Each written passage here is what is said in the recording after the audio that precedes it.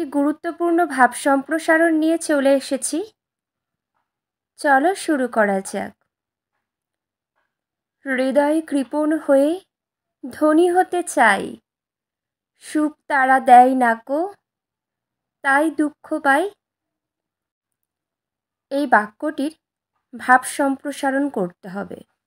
তোমরা নিশ্চয়ই এটা থেকে কিছু বুঝতে পেরেছ। এই যে ছোট বাক্যটি বিস্তারিতভাবে তোমাদেরকে গুছিয়ে তুলে ধরতে হবে। দেখো, হৃদয় কৃপণ হয়ে ধনী হতে চায়। কিছু কিছু ধনী মানুষ, কিছু নয়, আমাদের সমাজে বসবাসকারী বেশিরভাগ ধনী মানুষের প্রচুর ধনসম্পত্তি থাকার সত্ত্বেও তারা কিন্তু দরিদ্র মানুষকে সামান্যতম কিছু দেয় না। তারা হৃদয়ের দিক থেকে খুবই কৃপণ। তারা একদমই তাদেরকে সুখ দেয় না।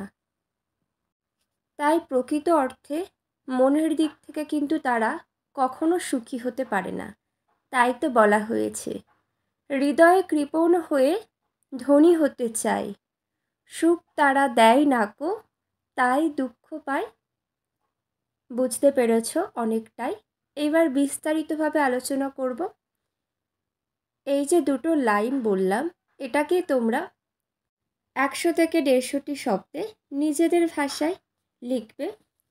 তোমরা এগুলো বাড়িতে অভ্যাস করতে করতে কিন্তু খুব সহজেই লিখে ফেলতে পারবে। দেখো, ভাব সম্প্রসারণ করছি। হৃদয়ের সঙ্গে হৃদয়ের যোগ স্থাপনই মানব জীবনের সার্থকতা, তাই না?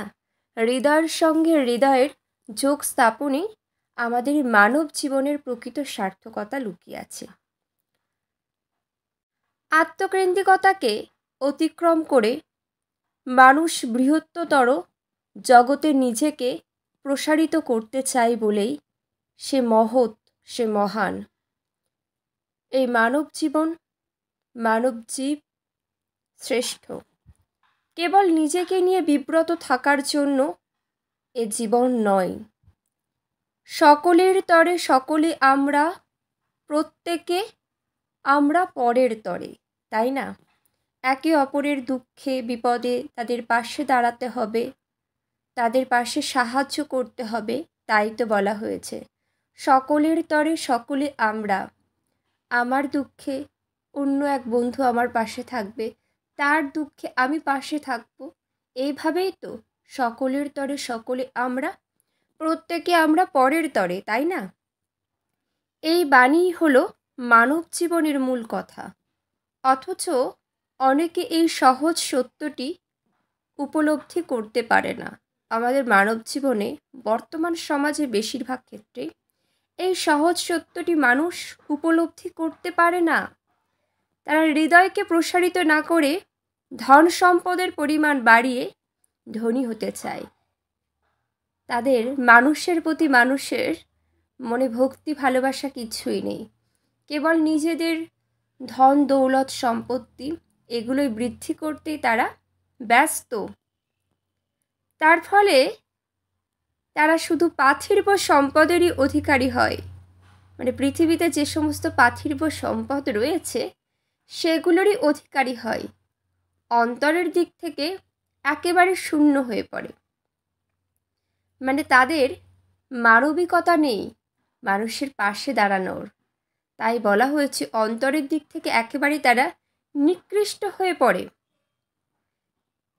হৃদয়ের দ্বার বন্ধ রেখে যারা স্বার্থমগ্ন জীবনযাপন করে, মানুষের জন্য তাদের দুয়ার খোলা থাকে না, স্বার্থকেন্দ্রিক জীবনযাপন করে, কেবলই নিজেদের কথা ভাবে, তারা প্রকৃতপক্ষে আত্মবঞ্চনার শিকার। মানবিকতা কি তারা জানল না। মানুষকে ভালোবাসার মধ্যে যে আনন্দ তৃপ্তি থাকে, সে তৃপ্তি তারা উপলব্ধি করতে পারল না। তারা কিন্তু প্রকৃত অর্থে আত্মবঞ্চনার শিকার হলো, তাই না? মানুষ তার হৃদয়কে যত বেশি উদার করতে পারবে, যত বেশি মানুষকে আপন করে নিতে পারবে, মানুষ হিসাবে তার সার্থকতাও হবে তত বেশি। সত্যিই যথার্থ, তাই না?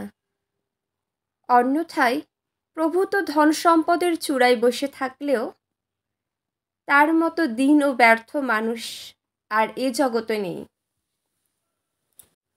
আশা করছি তোমরা সকলে ভাব সম্প্রসারণের আর আক্ষরিক যে অর্থ আছে সেটা তোমরা পরিষ্কারভাবে বুঝতে পেরেছ। আর কারোর কোনো জিজ্ঞাসা থাকলে অবশ্যই কমেন্ট করে জানিও। এখানেই শেষ করলাম। সকলে খুব ভালো থেকো।